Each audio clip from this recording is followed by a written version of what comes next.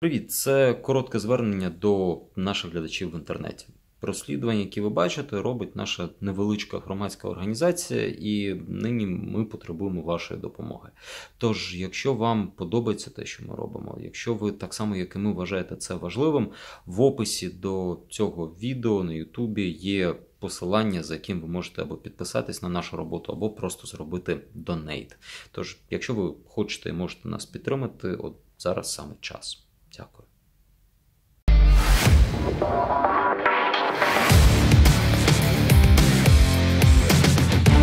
Вітаю! В ефірі програма антикорупційних розслідувань «Наші гроші». Мене звуть Денис Бігус.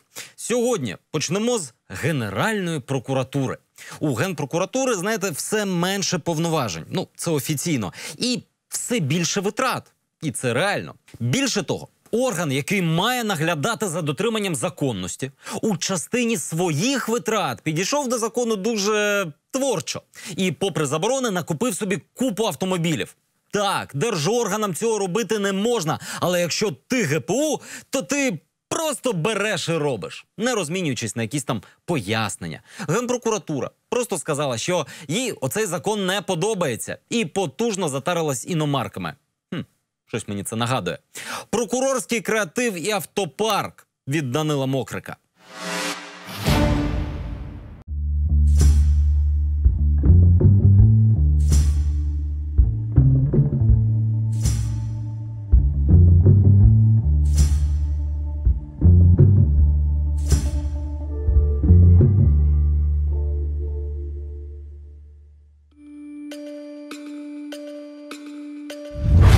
Оце ви щойно бачили, як когось із ГПУ в ресторан везе службовий автомобіль. Взагалі службових машинок в Генпрокуратури багато. Одного ранку на Різницькій ми за декілька годин побачили їх майже 20.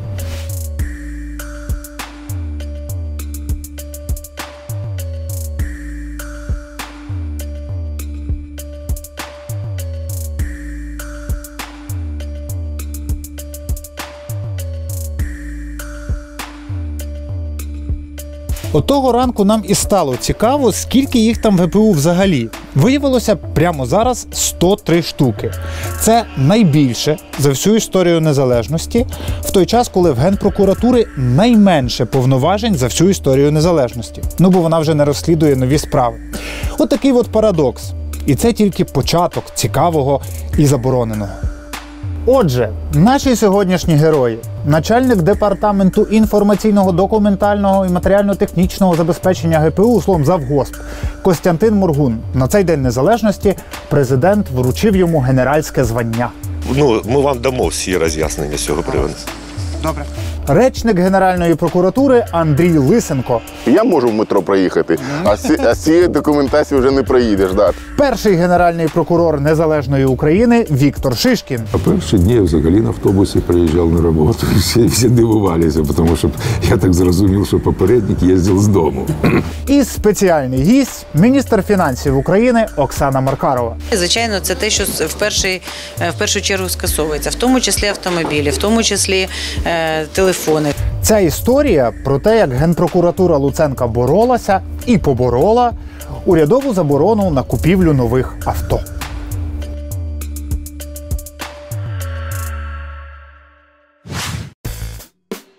Щоб початок нашої історії був теплим і ламповим, почнемо з Бувальщини. З автопарку ГПУ початку 90-х. Якраз тоді в Генпрокуратури було найбільше повноважень. В самій Генеральній прокуратурі, мені здається, було дуже мало машин. Вони були в мене, у моїх заступників, і навіть у начальників відділів їх не було. І от був парк розборних машин. Я не думаю, що був великий, там було або 5, або 7 машин. Розгонні машини – це автопарк для слідчих, для оперативно-розшукових дій і всяке таке. Ну а що ж це все були за автомобілі? От в мене, наприклад, було 2 машини. Одна була «Волга», одні «Жигулі». З точки зору економії бензину, значить, по місту я користувався «Жигулями», значить, тому що витрати «Волга» їсть набагато більше. А коли мова йшла про виконання функцій за межами Києва, ну, поїхати в Одеську область, Донецьку, Львівську, то, звичайно, для цього використовувався той транспорт. Загалом було, раптом до 20 автомобілів. Зараз 103. Причому перші 2 роки після Революції Гідності ГПУ взагалі не закуповувала авто. А потім генпрокурором призначили Юрія Луценка, він призначив завгоспом ГПУ Костянтина Моргуна і понеслась. Грудень 2016-го 2 Toyota Camry і 3 Toyota Corolla для нового підрозділу спеціалізованої антикорупційної прокуратури. Це 3 мільйони 600 тисяч гривень. А далі все для ГПУ. Бус Volkswagen T6 Caravelle. Ітого 40 легковушок і 3 буси – 29 мільйонів гривень. І автопарк ГПУ виріс до 103 машин. Бували випадки, коли для виконання певних слідчих дій навіть я давав свою машину. Але ніхто тоді не ставив питання, щоб 20 превратити в 100. І це ще не все. Зараз ГПУ оголосила тендер на купівлю 4 штук Volkswagen Polo на 2 мільйони гривень. Це все було би питанням філософії і моралі, якби не один нюанс. З жовтня 2016 року державним органам було заборонено купувати нові авто. Ось постанова Кабміну від 11 жовтня 2016 року. В ній чітко написано «Припинити закупівлю легкових автомобілів». Виняток зробили для спеціалізованої антикорупційної прокуратури. ГПУ серед переліку винятків немає.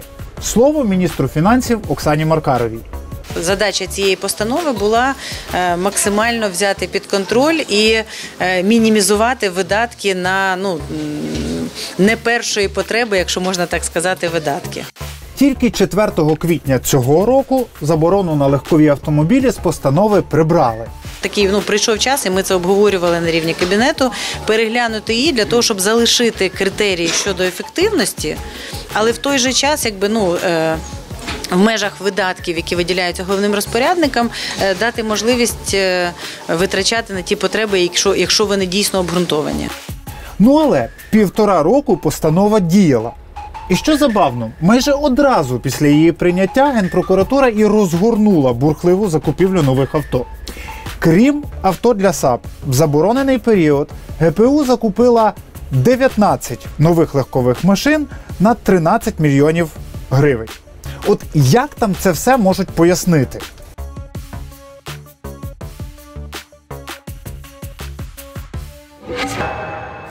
Біля дому завгоспа Генпрокуратури Костянтина Моргуна ми бачимо якраз службову Toyota Avalon. Хоча в нього самого є Lexus, а в його дружини Toyota Sequoia. Але то своє, за свої гроші. А нащо платити більше, якщо в завгоспа ГПУ є казенний варіант з водієм?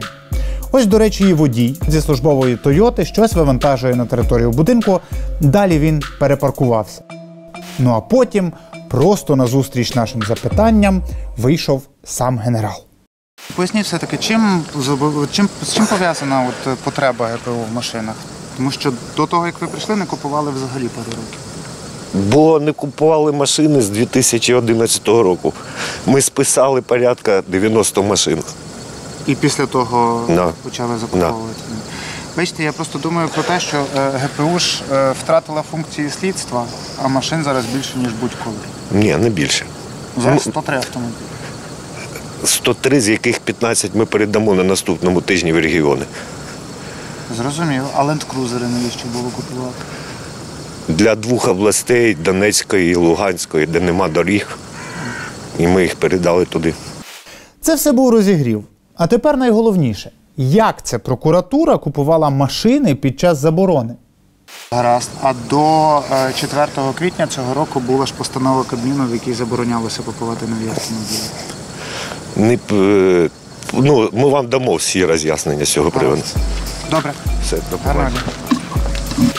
Після цієї розмови в ГПУ нарешті відреагували на наш давній запит про коментар і зйомку автопарку. Буквально через півгодини нас набрав речник ГПУ Андрій Лисенко. Ще через годину ми разом з ним вже їхали дивитися автопарк разом з найновішими придбаннями. Це парковка неподалік від ГПУ на вулиці Кловський узвіз. Не зовсім за тими ж воротами, куди в'їжджають і виїжджають службові авто. Там паркінгу як такого нема. Там просто є майданчик для тимчасового перебування автомобілів, для того, щоб викликали і одразу поїхали. Тому що основний виклик іде з цього парку. Зрозуміло. Тобто машини звідси їдуть? Саме так. Звідси не тільки туди, а й їдуть по інших прокуратурах. Між іншим, це теж витрати. За паркування на Кловському узвозі Генпрокуратура платить 200 тисяч гривень на рік. Це, припустимо, небагато. Багато почнеться далі, з технічного обслуговування автомобілів. Технічний нагляд здійснюється спеціалізованими станціями, які мають відповідний сертифікат. З ними на рік заключаються угоди на обслуговування, і вони гарантовано обслуговують автомобілі. Техобслуговування – це вже 5,5 мільйонів на рік. Плюс покришки окремо 420 тисяч гривень. А ще ж пальне. Закупівля пального, я так розумію, за талонами відбувається. Тобто разово... Так, система талонної закупівлі, також через тендер. Талони на бензин і на дизель цього року 12,5 мільйонів. Все разом 19 мільйонів на рік. І це ще не все, бо є ще водії, яким треба платити зарплату. У відповіді на запит нам сказали, що в ГПУ є 79 штатних водіїв і 1 за договором. Андрій Лисенко назвав трохи більшу цифру. У нас є 103 автомобіля, є водії, які за ними, водії якраз закріплені за цими автомобілями. То зрозуміло, що менше 103 немає. Це дуже проста математика. Яка у водіїв зарплата, Лисенко не знав. Добре, що один з водіїв ГПУ виявився ще й депутатом сільської ради і подав електронну декларацію. Річна зарплата в нього там 157 тисяч гривень на рік. Якщо помножити на тих 80, то вийде ще 12,5 мільйонів. Все разом це вже майже 32 мільйони гривень на рік. Але це просто великі цифри в небагатій країні. А от що робити з юридичною забороною купувати нові авто? Ще така річ. До 4 квітня 2018 року діяла постанова Кабміну про те, що нові автомобілі не закуповуються взагалі. Чому вона не виконувалася? Я зараз не готовий сказати по цій постанові, але якщо, наскільки я знаю, відомство потребує оновлення парку, якщо технічний стан вже все впав, то зрозуміло, приймаються якісь рішення управлінські на вищому рівні для того, щоб забезпечити. Андрій Лисенко пообіцяв розібратися пізніше. І ще того ж дня скинув нам у WhatsApp копію дуже цікавого листа. Виявляється, ми не перші, хто поцікавився, чому це Генпрокуратура закуповувала нові легкові авто попри урядову заборону. Минулого року те саме у ГПУ запитала Державна аудиторська служба, не публічно. І в Генпрокуратурі тоді відповіли, що постанова незаконна і виконувати вони її не будуть. Бо, мовляв, за законом про прокуратуру держава взяла на себе обов'язок забезпечувати фінансування і належні умови функціонування прокуратури. А це важливіше за всякі постанови Кабміну. А ще в ГПУ обґрунтовували свої закупівлі листом від Міністерства фінансів. Ось він, нам його надали на запит. Там ніде не написано, що постанову Кабміна можна не виконувати. Ніде. Грубо кажучи, в ГПУ самі собі проаналізували і вирішили, що урядова заборона на купівлю легковушок на них не поширюється. Аж прямо згадалися слова Юрія Луценка з виступу у Верховній Раді перед його призначенням на посаду. Гостро відчуваю, що ми мусимо змінити не тільки закони, а й їх виконання. Як мінімум, з виконанням постанов Кабміну у ГПУ виходить творчо. От що таке, коли не можна, але дуже хочеться.